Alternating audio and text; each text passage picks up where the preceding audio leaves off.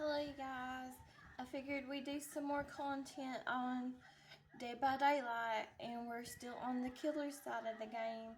So this is an introduction to this character here. It's called the Ghoul, and he is prestige to a level 4. This is what he looks like checked marked off on the killer map. This is what his character looks like. That's the account that I use and play on, and so does my daughters. And let's get into it. I don't really know a whole lot about this character. I think he's from some kind of anime or cartoon or something. I'm really not sure. My daughters would know, but I don't know. And so, like a Japanese anime or something. Let's go ahead and get into his bio. I have played him like one time. I really don't play this game much no more, and I don't even play like the killer side whenever I do play this game. I play on the survivor side, not the killer side. Anyways, if you hear any noise in the background, it's my cats. I got one cat that loves to knock over the water bottle and bow every time I fill it up. Anyways, let's read this bio about this character. He is called the Ghoul. The Ghoul.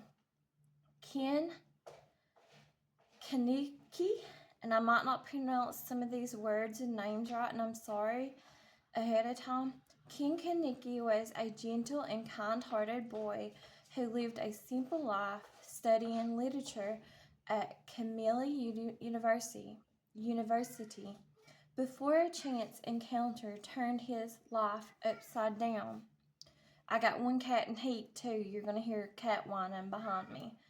I couldn't get her fixed yet. I got two cats that I haven't been able to get fixed yet. So you're going to hear one of them that's in heat. Anyways, he and his friend had frequented the cafe in a Tikawiko, where one of the regulars caught his eye. Roz Kamamashuri, she shared his passion for reading, and he spotted her even reading the same novel as him. He worked up the courage to ask her on a date. While walking her home, Roz showed her true colors, those of Ghoul, known as binge eater. She feasted on his flesh, nearly killing him until a freak construction accident caused her demise and nearly caused his as well. To save his life, doctors transplanted Roz's organs into Kaniki. He survived the surgery, but something was wrong. Food lost its flavor, and strange cravings dogged him. The life-saving surgery had made him part ghoul.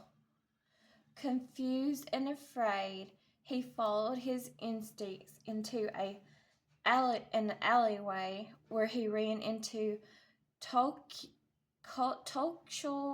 Karishimi. I might not pronounce them right, I'm sorry.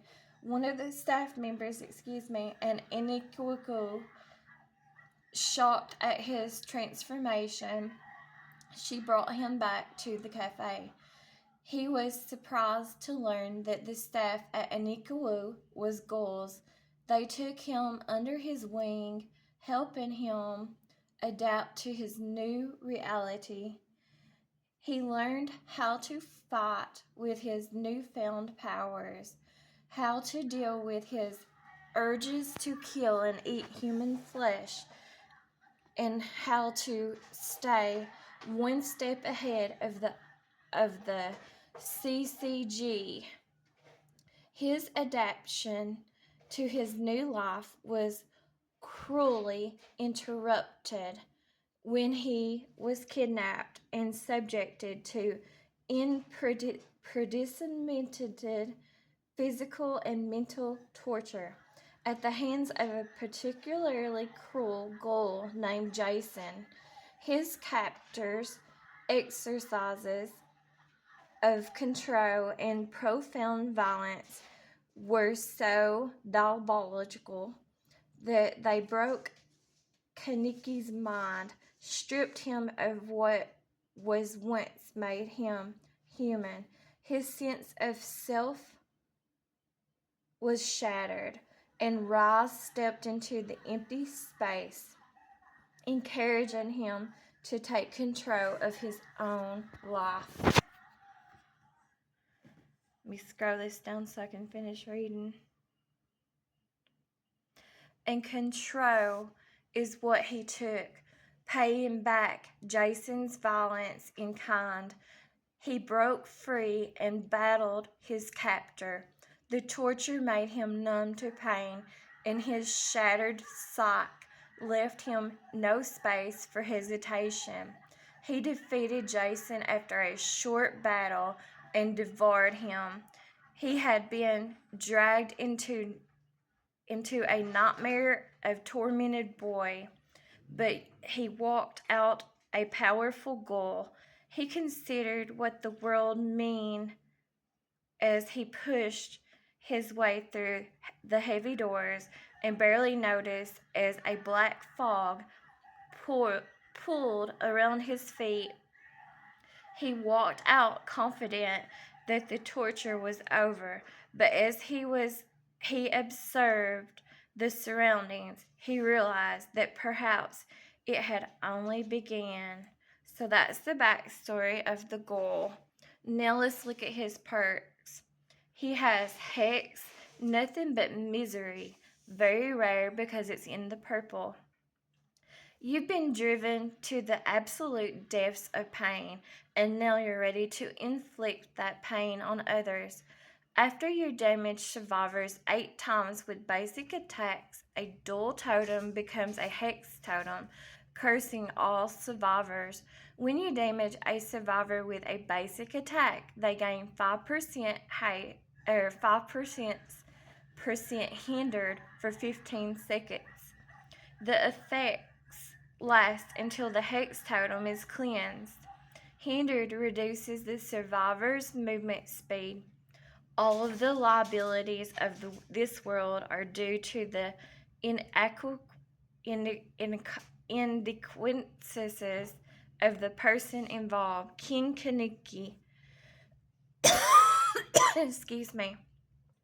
His next perk is called Forever Entwined. Very rare because it's in the purple.